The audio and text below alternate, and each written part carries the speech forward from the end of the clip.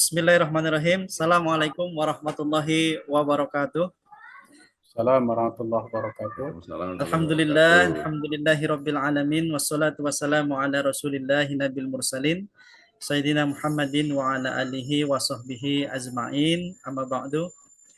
Sobat Pusmesifa yang ada di rumah dimanapun berada, Masya Allah, apa kabar kalian semuanya? Masya Allah, semoga diberikan kesehatan, diberikan banyak sekali kemudahan oleh Allah Subhanahu wa taala.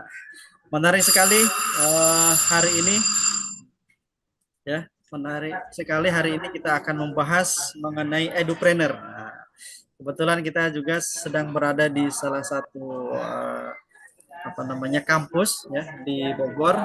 Kita merasakan bagaimana edukasi itu. Nah, cuma nanti akan kita tambahkan tentang entrepreneurnya. Nah, ini sangat menarik sekali tentang edupreneur ini ya, karena bagaimana mahasiswa atau siswa itu bisa lulus dari jenjang sekolahnya dan bisa lanjut ya menerapkan ilmunya di masyarakat luas ya.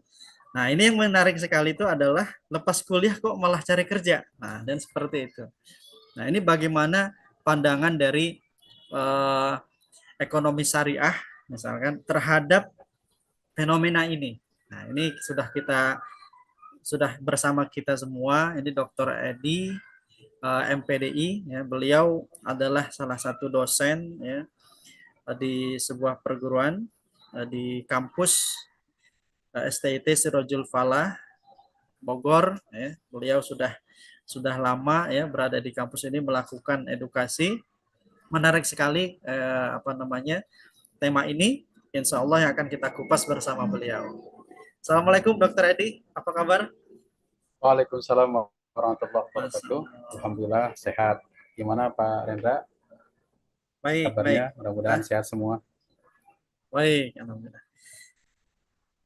Dokter Edi, bagaimana tentang edupreneur ini? Nah, ini mohon dijelaskan kepada kita semua bagaimana edupreneur ini pentingnya gitu ya, dan fenomena yang terjadi di masyarakat tentang seorang guru, mungkin seorang pendidik. Nih, apakah memang harus menjadi seorang entrepreneur?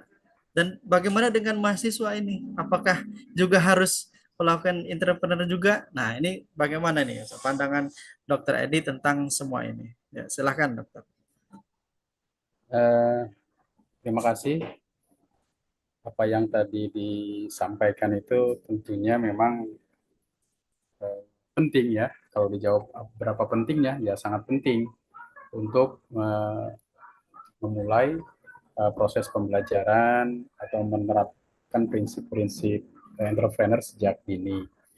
Nah, karena itu memang nanti akan mencoba dijelaskan bagaimana perlunya entrepreneur. Karena memang kalau kita lihat dari sejarah Islam, Rasulullah pun mulai berusaha itu sejak usia 12 tahun.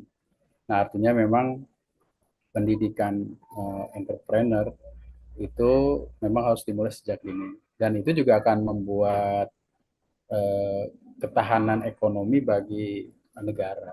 Katakanlah misalkan kalau sebuah negara itu terlalu banyak pegawai, katakanlah ASN, itu kan mereka sebenarnya mengambil dari pajak yang kita berikan.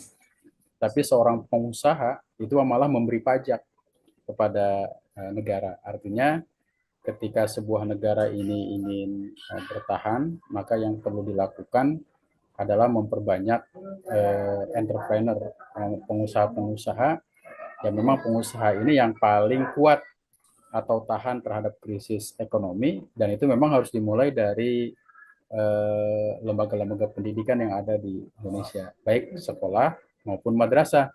Cuma yang menjadi sayangnya itu kadang-kadang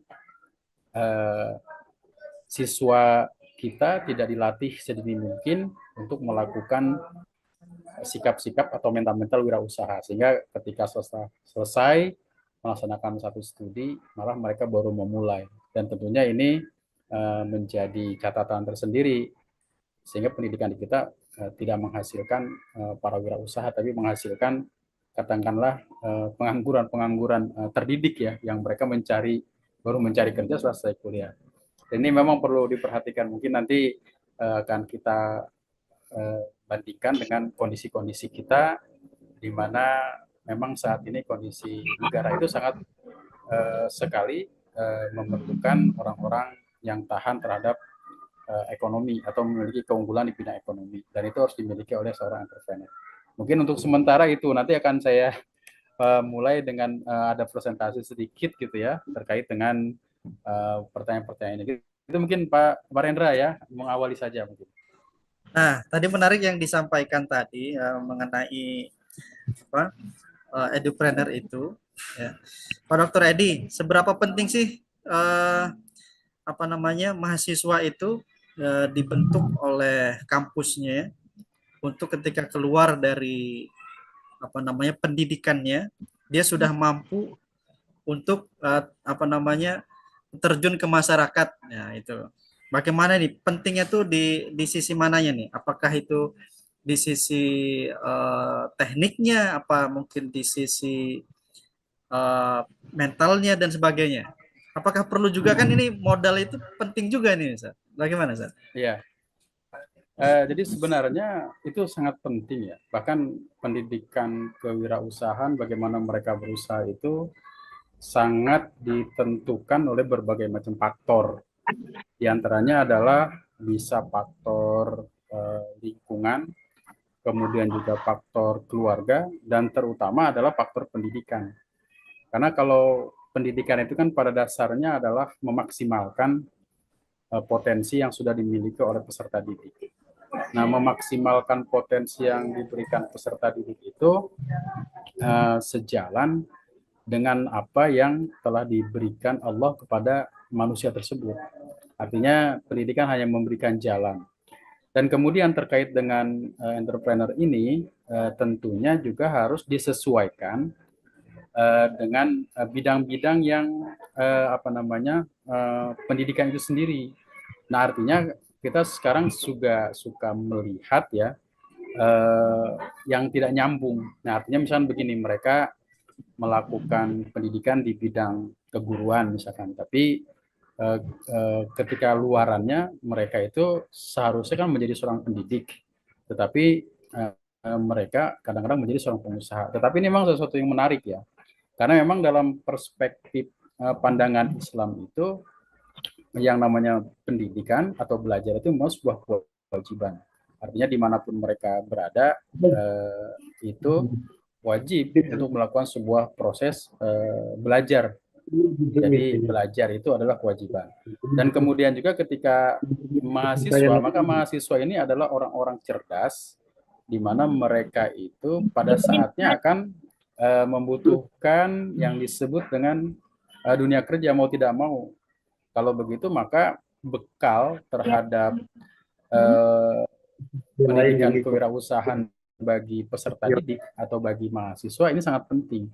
Dan itu sebenarnya harus mulai dilakukan atau disampaikan sejak mereka masuk kuliah, sehingga mereka kalau selesai itu sudah memiliki bekal yang sesuai dengan bidangnya. Nah, entrepreneur dalam bidang pendidikan itu kan banyak ya. Artinya mereka misalkan melakukan ide-ide baru, gagasan-gagasan baru yang terkait dengan pendidikan, sehingga mereka nanti bisa bertahan dan sesuai dengan pendidikan yang mereka lakukan. Karena lahan-lahan untuk pendidikan agama Islam misalkan kalau dia itu di tarbiyah itu sangat besar, dan pasar itu juga sangat besar. Karena itu sebenarnya entrepreneur itu juga terkait dengan kreativitas, apalagi tantangan-tantangan saat ini, di mana setiap kita itu dihadapkan pada hal-hal yang terkait dengan bagaimana kita bertahan dari segi ekonomi. Nah, karena itu memang dalam konteks Indonesia ini kan sebagian besar kita ini dikuasai oleh katakanlah kapitalis ya, dalam pengertian pemilik modal. Nah, maka orang-orang yang punya jiwa entrepreneur ini itu mungkin sangat penting ya untuk dididik, diarahkan untuk memberikan peluang dalam usaha-usaha dalam beragam bidang usaha yang memang bidang usaha ke depan ini sangat berbeda dengan usaha saat ini, ya, lebih cenderung kepada teknologi, apalagi teknologi informasi. Sekarang kita bisa rasakan misalkan yang dulu orang itu ke pasar, nah sekarang cuma bisa pesan dengan handphone atau dengan aplikasi-aplikasi tertentu. Yang tentunya ini adalah kreativitas, ya, kreativitas yang memang ke depan ini bisa tantangannya lebih besar lagi. Nah, kemudian lebih fokus mungkin nanti akan saya sampaikan ya slide-slide tentang presentasi bagaimana mungkin apa yang harus kita miliki nih di sekolah ini. Kira-kira pendidikan entrepreneur itu harus dimulai dari mana, kemudian apa saja yang sejalan dengan pendidikan-pendidikan Islam tentunya. Saya mungkin Pak Rendra ya terkait dengan apa yang perlu kita lakukan terkait dengan pendidikan kewirausahaan pada era ini. Oke Pak Rendra. Baik Dr. Adi, Masya Allah, terima kasih. Ini sangat menarik yang disampaikan tadi. Nah, kalau edupreneur ini jika diterapkan di masyarakat, di lingkungan keluarga guru, mungkin keluarga siswa atau mahasiswa, itu memang perlu dorongan mungkin ya dari keluarga dan sebagainya, dan juga termasuk dorongan dari kampus itu sendiri. Nah, mungkin kalau dari kampus itu dorongan yang sifatnya ilmu, ya, ilmu, kemudian dari keluarga itu yang sifatnya mungkin mental atau dorongan yang lain lah, ya, membuat sang pelaku entrepreneur ini lebih baik lagi. Nah, di sini juga bersama kita ada Dr. Abdurrahman Misno ini. Ya, silahkan Pak Dr. Abdurrahman Misno mungkin bisa menambahkan beberapa hal ya untuk memperdalam atau dari sisi yang lain mungkin ya, atau dari apa yang disampaikan Dr. Adi tadi ditambahkan atau lebih diperdalam lagi atau lebih dilengkapi lagi ya. Dari sisi ekonomi syariahnya mungkin. Nah, dari sisi ekonomi syariahnya. Kepada beliau bagaimana Ustaz? Baik, terima kasih. Bismillah. Assalamualaikum warahmatullahi wabarakatuh. Alhamdulillah, wassalatu wassalamu ala rasulillah, amma ba'd. Terima kasih yang saya hormati Bapak Dr. Edi ya, sebagai Wakil Ketua 1 di Sirajul Falah, yang saya banggakan Kang Rendra Fahru Rozi, ME, ya, terima kasih. Ini topiknya sangat menarik ya di podcast yang kedua ini terkait dengan edupreneur ya, bahwa ini juga menjadi salah satu materi atau mata kuliah ya, yaitu pendidikan atau kewirausahaan lembaga pendidikan. Ini juga jadi satu mata kuliah sebenarnya itu. Jadi bagaimana mengajarkan ke mahasiswa di program studi PAI Pendidikan Agama Islam ini juga harus memiliki jiwa entrepreneur gitu ya. Dan bahkan sepertinya spirit entrepreneur ini sudah merambah nih, Kang Rendra nih udah kemana-mana nih, termasuk saya punya ponakan di pesantren Sidogiri sana itu kalau zaman dulu pesantren itu ke sawah, ke kebun gitu ya. Sekarang itu sudah jualan itu di ini punya kios gitu ya. Berarti ya seumuran SMA lah ya, SMP, SMA lah ya, sekarang SMA itu. Jadi ini jiwa entrepreneur luar biasa sekali, dan kita tahu salah satu BMT kemudian wirausaha yang cukup besar itu kan memang ini pesantren Sidogiri itu. Nah, berangkat dari sini juga berarti ketika kita bicara tentang edupreneur, berarti bicara sebenarnya yang paling penting menurut saya Kang Rendra ini adalah membangun jiwanya dulu ya, membangun jiwa kewirausahaannya. Jadi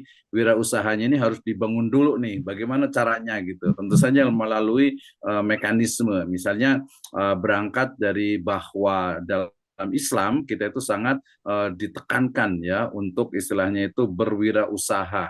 Ya, berwirausaha, bahwasanya banyak sekali hadis ya, ayat Al-Qur'an dan juga hadis yang berbicara tentang bahwasanya setiap salah satu dari khairul atiyab, ya, sebaik-baik pendapatan usaha itu adalah amalu rojuli biyadihi, ya, artinya amal atau pekerjaan seseorang itu dengan tangannya sendiri. Nah, artinya kan bahwa energi wirausaha ini memiliki embrio, memiliki energi yang sangat kuat, memiliki sumber yang sangat kuat di dalam Islam, ya, bagaimana kita itu hidup, kita itu istilahnya itu berwirausaha itu didasarkan kepada nilai-nilai spiritual. Jadi semacam spiritual.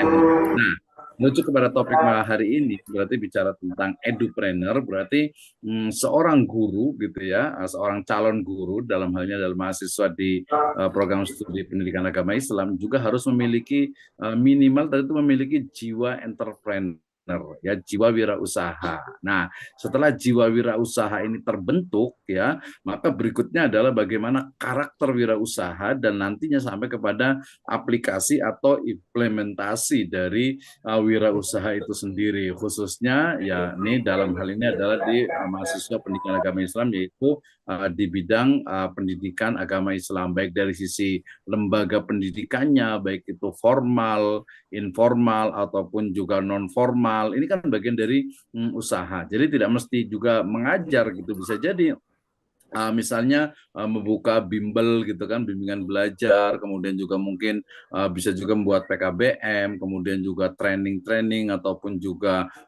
untuk kursus, itu kan jadi hal yang menarik. Tapi yang paling penting tadi pertama dulu, berarti kita bicara tentang jiwa wirausaha, membangun energi entrepreneur dalam setiap diri manusia, diri mahasiswa tentu saja. Nah, dari situ Kang Rendra kita diskusi, baru nanti kira-kira karakternya seperti apa nih sebenarnya nih. Oke. Kita kembalikan dulu ke Kang Rendra nih, silahkan. Baik, terima kasih Bapak Dokter Abdurrahman Misno, Masya Allah. Ya, tadi yang paling penting justru adalah membangun jiwanya dan kemudian mental dari sang edupreneur ini, ya, pelaku edupreneur. Nah, ini ya, betul. Sangat menarik sekali ini Dokter Edi, bahwa mental ini juga sangat penting, ya. Nah, sebentar lagi kita akan lanjutkan diskusi ini. Ada satu orang panelis ini, Bapak Ade Nanang ini. Nanti kita akan lanjutkan. Baik. Lanjut, alhamdulillah. Bersama-sama kita ada peserta ini dari grup podcast Mesiva ini. Masya Allah, Bapak Haji Ade Nanang, mohon dihidupkan kameranya. Ya, silahkan untuk bertanya kepada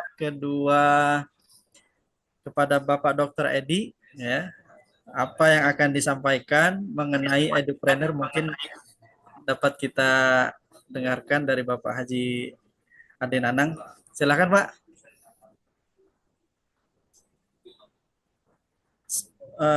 Suaranya masih belum bisa nih, Pak, kedengaran.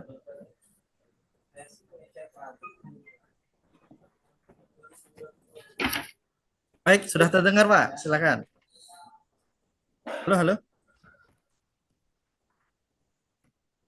Halo, Pak, belum?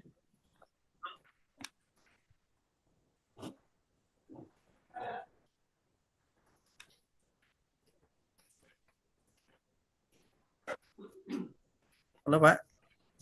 Silakan, Pak.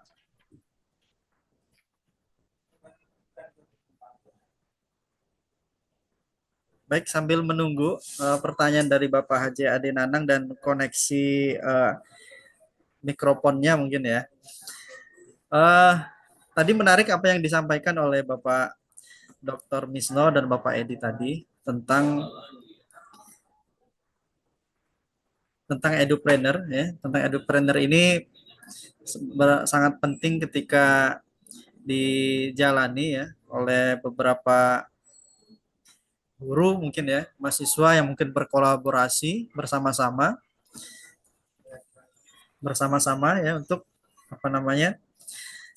untuk belajar menumbuhkan menumbuhkan mental, menerapkan ilmu yang ada di kampus dan seperti itu.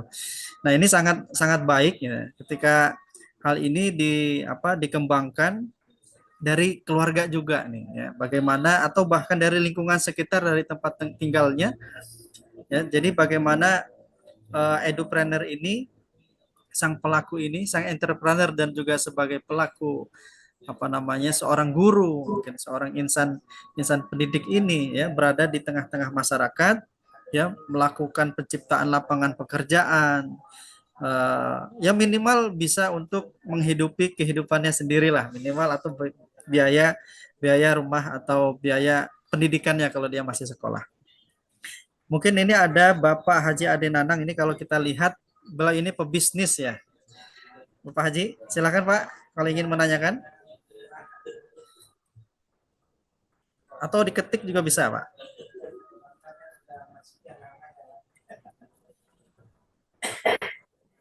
Oke, masih belum. Baik. Pak Dr. Edi, bagaimana kalau misalkan edupreneur ini dikembangkan memang menjadi fokusnya dari pemerintah nih, Pak? Ini apakah dampaknya ini signifikan atau bagaimana, Pak? Kita lihat bagaimana mungkin tingkat kesejahteraan dari guru ya. Mungkin ada guru yang masih honor dan sebagainya, atau yang masih belum mendapatkan pendapatan yang layak. Ya, kita lihat juga di daerah-daerah pun ada sekolah-sekolahan yang mungkin masih rusak dan sebagainya. Ini kalau menjadi konsen bagi negara, ini dampaknya seperti apa nih, Pak Dr. Edi? Silakan. Ya, terima kasih Pak Rendra. Menyambung apa yang disampaikan tadi dari Pak Dr. Misno ya, yang terkait dengan menumbuhkan sikap ya entrepreneur itu sejak dini, memang itu sangat diperlukan, karena memang terkait dengan sikap kewirausahaan atau seorang pengusaha itu kan tidak langsung sukses, tapi memiliki tahapan-tahapan, keuletan ya, kemudian bagaimana menghadapi kondisi dan situasi, itu sangat diperlukan. Nah, orang-orang yang pengusaha pada saat ini itu kalau kita tanyakan ya, mereka juga berasal dari proses yang panjang, sehingga sampai pada saat ini. Dan sikap entrepreneur itu memang perlu ya ditumbuhkan itu sejak dasar.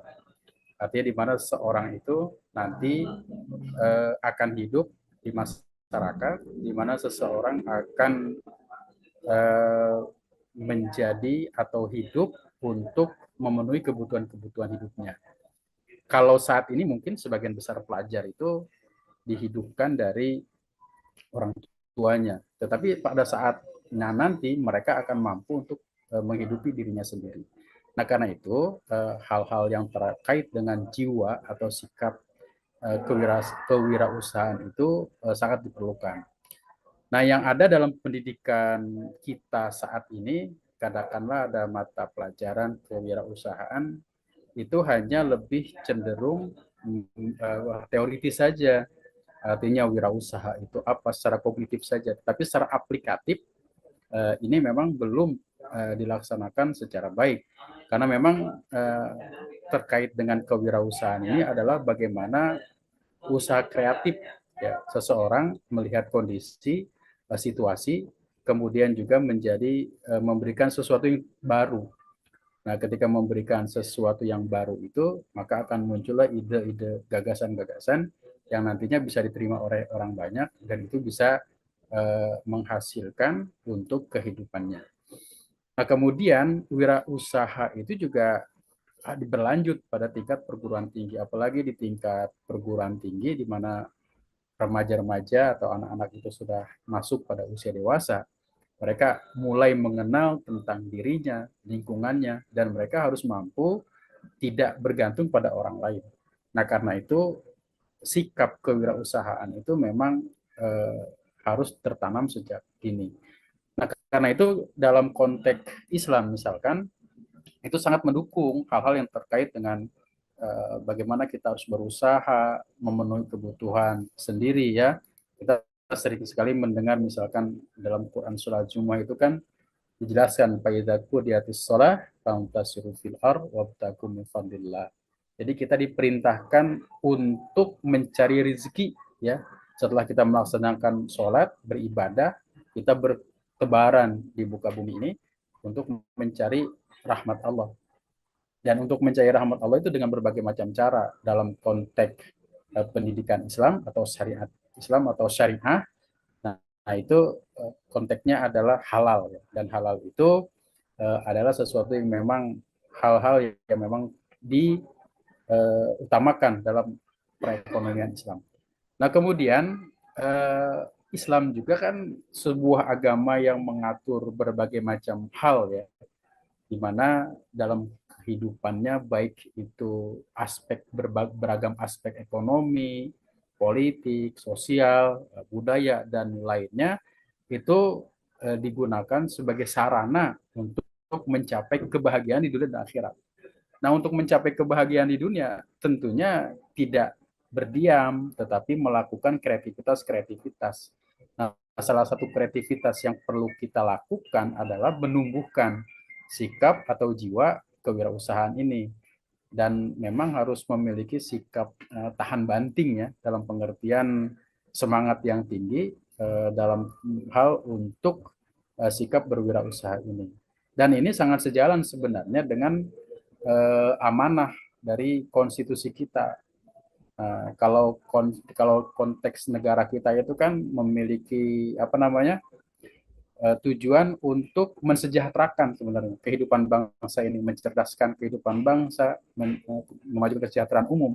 Dan kesejahteraan ini akan diraih ketika masyarakat itu memang memiliki usaha-usaha atau wirausaha atau usaha-usaha yang memang mereka dengannya dapat hidup. Dan sebuah negara yang baik itu adalah di mana tingkat perekonomian kewirausahaan itu tinggi dibanding dengan jumlah pegawai-pegawai yang tinggi. Kalau kita memiliki kewirausahaan tentunya memiliki kontribusi bagi negara. Sementara kalau kita jadi pegawai itu biasanya malah menghabiskan uang negara.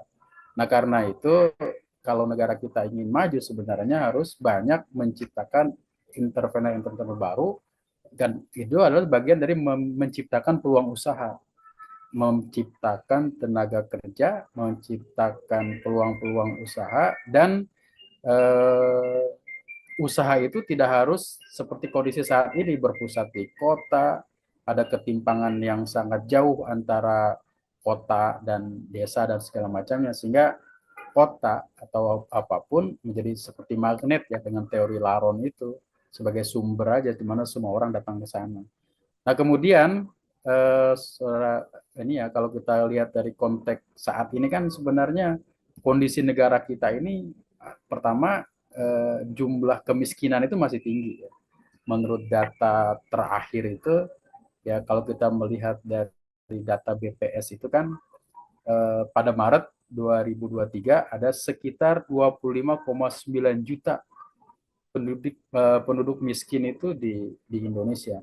Nah, 25,9 juta itu kan cukup luar biasa, besar ya, dalam konteks negara Indonesia walaupun dengan jumlah penduduk yang besar. Maka sebenarnya mewujudkan ketahanan ekonomi bangsa kita ini harus dilakukan dengan mewujudkan wirausaha, dan wirausaha itu harus masuk di satuan-satuan pendidikan, entah itu namanya pokok ataupun mungkin ekstrakurikuler dan segala macamnya. Jadi menanamkan jiwa bahwa mereka itu mentalnya adalah pengusaha, bukan sebagai mental pekerja. Nah, ini sangat berbeda ya, di mana seorang pengusaha itu kan akan memunculkan inovasi, akan memunculkan kreativitas, dan karena mereka bisa bertahan dengan kreativitas tersebut.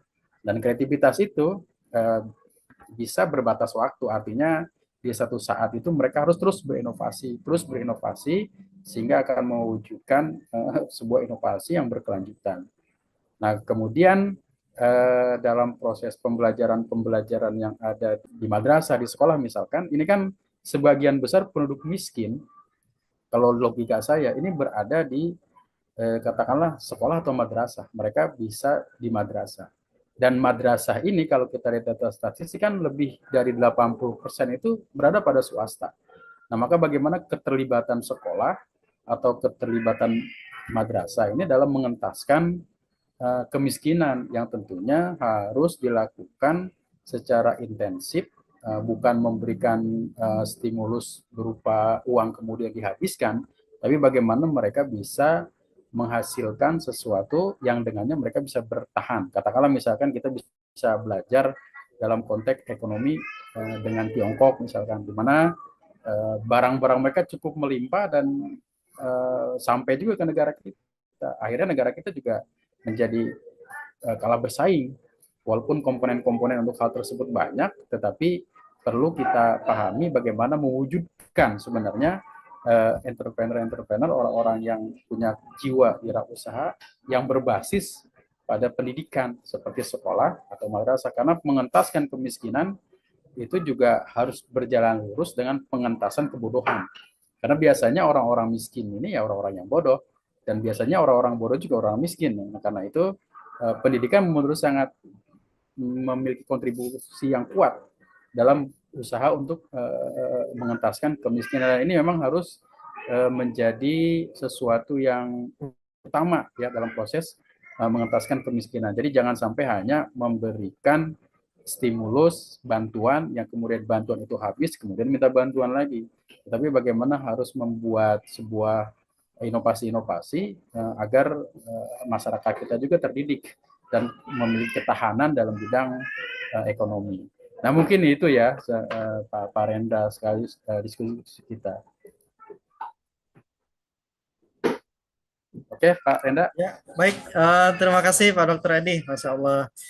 Alhamdulillah ini Bapak Haji Ade Nanang sudah bisa, suaranya sudah bisa ini. Nah, silakan Pak untuk membuka audionya. Ya, silakan. Ya, Assalamualaikum Pak Ade. Ya, Waalaikumsalam, kan? Salam kenal. Salam kenal. Ya, kedengaran, silakan. Ya. Siap. Cukup merdu Pak suaranya, alhamdulillah.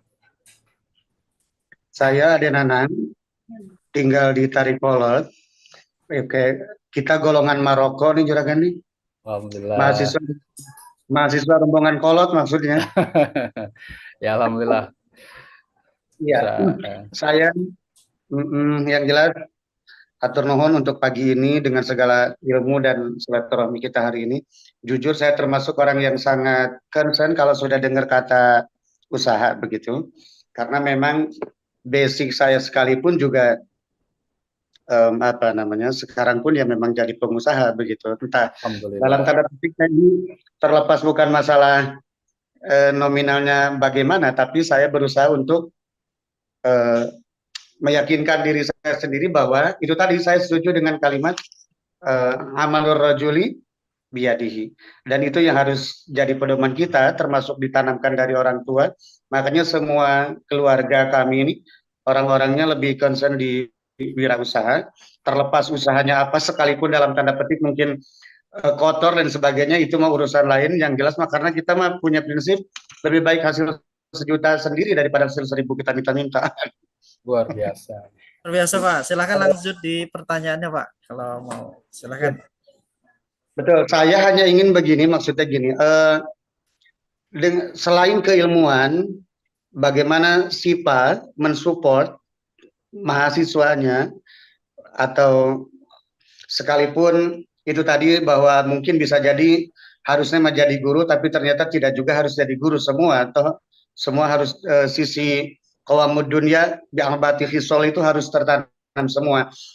Maksudnya mas, selain support ilmu, tadi menurut Pak Dr. Edi juga mental dari keluarga, lalu maksud kita mah SIPA ini bisa memfasilitasi apa aja selain ilmu mah pasti kita memang nunggu itu, tapi apa yang bisa sebagai prasarana untuk mahasiswa bahwa mereka selain dibangun mentalnya yang baik, juga ayo dong punya lahan di mana atau bagaimana harus bergerak, bagaimana cara memulainya atau dengan pendanaannya bagaimana dan sebagainya lah begitu ya. Jadi soalnya yang saya tahu termasuk anak-anak yang di rumah juga satu mungkin kendalanya lebih ke modal. Oke, pendanaan lah. Walaupun saya selalu bilang kamu mas sekarang punya kesempatannya luar biasa. Ada istilah jualan online, iya kan? Beda dengan anak dulu seumpama harus berpikir nyari tempat yang nyari kontrakan dulu dan sebagainya.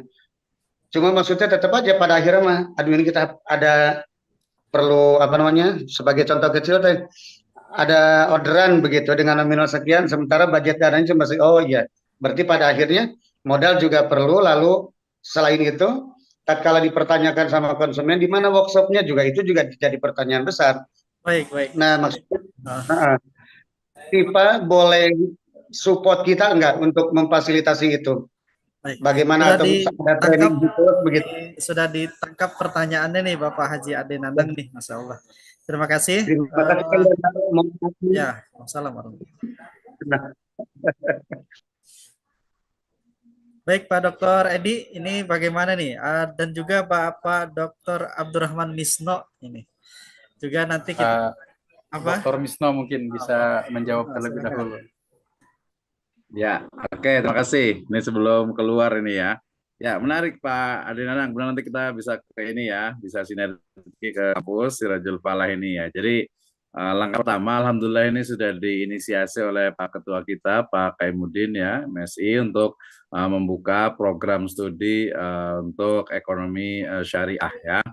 Bukan itu saja, bahkan program untuk Pusmes Sifa ini juga adalah salah satu langkah ya awal untuk kita bisa mengembangkan dari energi wirausaha untuk ke seluruh semesta gitu ya. Nah, kemudian alhamdulillah juga di Sifa sendiri sekarang juga sudah terbentuk namanya LASIFA ya. Jadi LASIFA namanya itu ya, Lembaga Amil Zakat Sirajul Falah. Alhamdulillah kemarin sudah ada penyerahan SK-nya ya, termasuk juga Pak Dr. Edi ini adalah sebagai pembina ini, pembina di LAS-nya ini. Ini dari sisi namanya itu dulu namanya Islam, tapi sekarang lebih kepada Islamic Social Finance gitu ya. Ini sebuah fakta gitu ya. Kemudian dari program ini, insya Allah nanti dengan Kang Rendra juga nih di Prodi Ekonomi Syariah itu banyak sekali opportunity yang kita bisa lakukan ya, termasuk yang paling penting itu adalah adanya laboratorium bisnis gitu ya. Jadi bukan hanya teori tetapi juga mahasiswa itu diajak untuk memahami prakteknya ya, termasuk juga tadi selain ya rencana ke depan dengan beberapa bank syariah kan akan ada lab mini juga, lab mini bank gitu ya. Jadi laboratorium untuk mini bank. Nah, itu ke depannya laboratorium bisnis atau laboratorium entrepreneur wirausaha dan juga lab mini bank. Kemudian yang paling penting kelanjutan dari podcast ini dari program kerja Pusmes Sifa ini adalah bukan hanya cuap-cuap saja ya, bukan hanya teori saja, tetapi insya Allah kita membuat banyak sekali untuk program workshop, training sampai kepada coaching, dan insya Allah juga kita kemarin sudah komunikasi dengan untuk misalnya pusat untuk halal industri gitu ya, termasuk juga mungkin nanti ada pendampingan di banyak sekali teman-teman yang aktif di UMKM gitu ya. Nah ini insya Allah akan menjadi satu kontribusi positif dari State Sirajul Falah Sifa gitu ya, untuk ke dalam proses kita untuk menjadi sekolah tinggi agama Islam dan ke depannya tentu saja institut gitu ya. Jadi menjadikan wirausaha tadi langkah pertama adalah memang membangun jiwa wirausaha, kemudian juga membangun juga mengkonstruk model ya, model dari wirausaha syariah itu sendiri ya. Kemudian yang berikutnya itu adalah tadi memang prakteknya. Nah, termasuk mungkin banyak sekali ide gagasan, misalnya kalau dari Mas Menteri ini rencana S1 itu tidak ada skripsi, bisa jadi bukan skripsi tapi semacam bisnis plan ya, bisnis plan, dan bisnis sudah berjalan itu menjadi juga sebuah laporan untuk tugas akhir di program studi ini gitu ya. Jadi mohon doanya Pak Haji Ade Nanang nih untuk prodi ekonomi syariah di State Sirajul Falah, dan yang sudah berjalan adalah Pusmes Sifa ya, untuk kita pusat studi muamalah dan ekonomi syariah. Kalau kita bicara tentang ekonomi berarti di situ ada ekonomi, bisnis, dan juga keuangan syariah gitu ya. Jadi insya Allah kita akan banyak program, termasuk juga kebetulan saya di P3M ya. Ini untuk program pembinaan dan juga pemberdayaan serta pengabdian kepada masyarakat. So kita undang Pak Haji Nanang untuk bisa datang ke Istiqlal Falah and we can discuss about the Islamic entrepreneur. Demikian, wallahu a'lam bishawab. Ya, mungkin menambahkan Pak Rendra ya. Silakan Pak Toto, silakan. Terima kasih Pak Nanang ini atas kontribusinya, atas pertanyaannya. Sebenarnya pendidikan kewirausahaan bagi mahasiswa di Surajul Falah itu memang sudah dimulai ya. Dan mereka ini apalagi ketika melaksanakan KKN ya, kuliah kerja nyata, kuliah kerja mahasiswa, di mana mereka itu harus bisa melihat atau memanfaatkan potensi yang ada di setiap daerah. Nah, beberapa waktu yang lalu beberapa mahasiswa dengan kelompok-kelompoknya itu sebenarnya mereka memiliki melakukan sebuah kegiatan ekonomi dalam bentuk melaksanakan KKN itu disesuaikan dengan kondisi wilayah. Ada yang berinovasi dengan produk jahenya ya, di mana di sana mereka sudah ada, cuma belum dikembangkan dengan brandnya, dengan produknya, sehingga mahasiswa kita membuat brand dan kemudian itu bisa menambah nilai bagi masyarakat.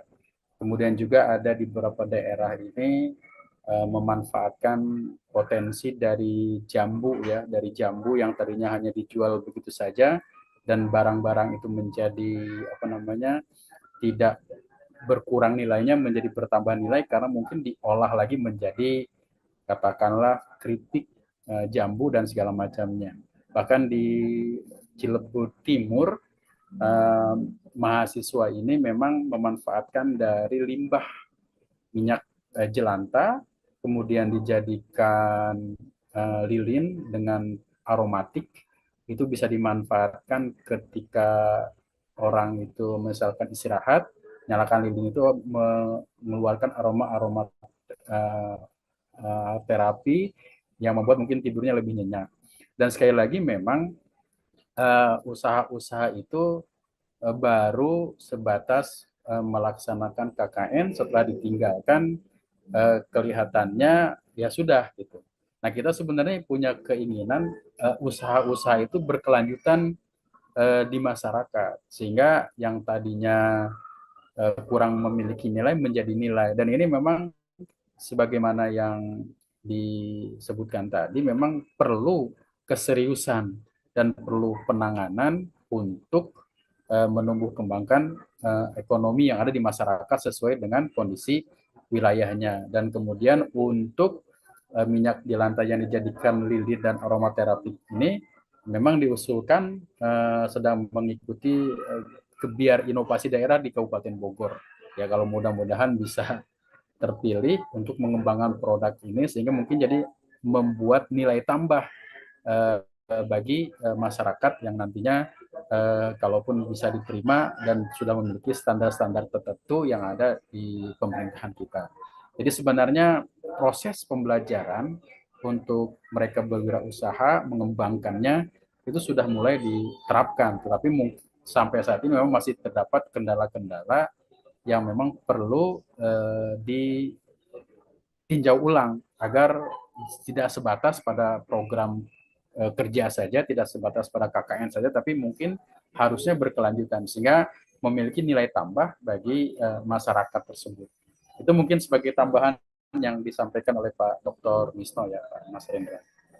Baik, terima kasih Bapak Dr. Edi dan juga Bapak Haji Ade Nanang yang sudah bertanya, dan juga Bapak Dr. Misno, Masya Allah.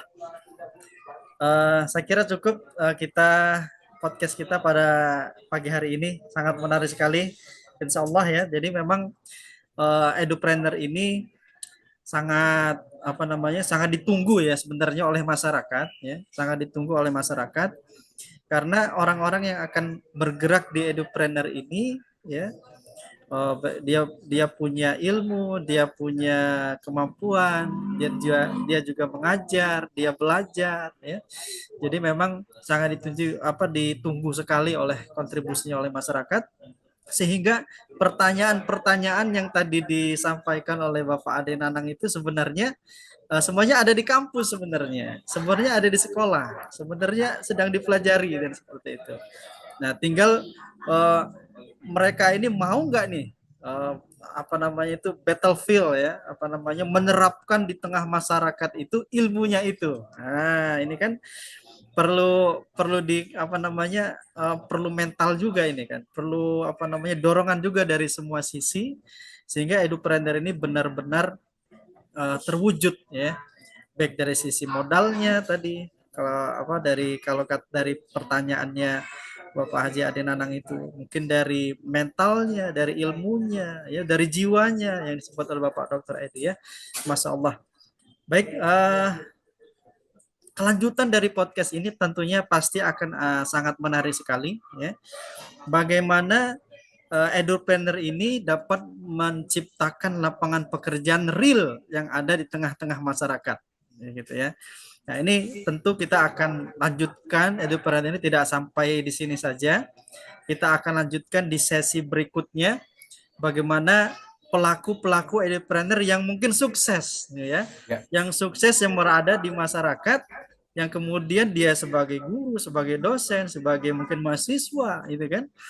Jadi dia mungkin double job ya, tapi dia sukses menjadi entrepreneur juga. Nah, ini perlu nih kita nanti ke depannya kita akan podcast dengan pelaku-pelaku edupreneur ini secara real di masyarakat nanti. Nantikan edupreneur selanjutnya ya, jangan meninggalkan grup kita ya. Terus sama-sama kita bertumbuh bareng, insya Allah berkelanjutan dan mendapatkan keberkahan atau al-falah itu sendiri. Kita sama-sama tutup. Tetap semangat Sobat Putmes Sifa. Assalamualaikum warahmatullahi wabarakatuh. Salam.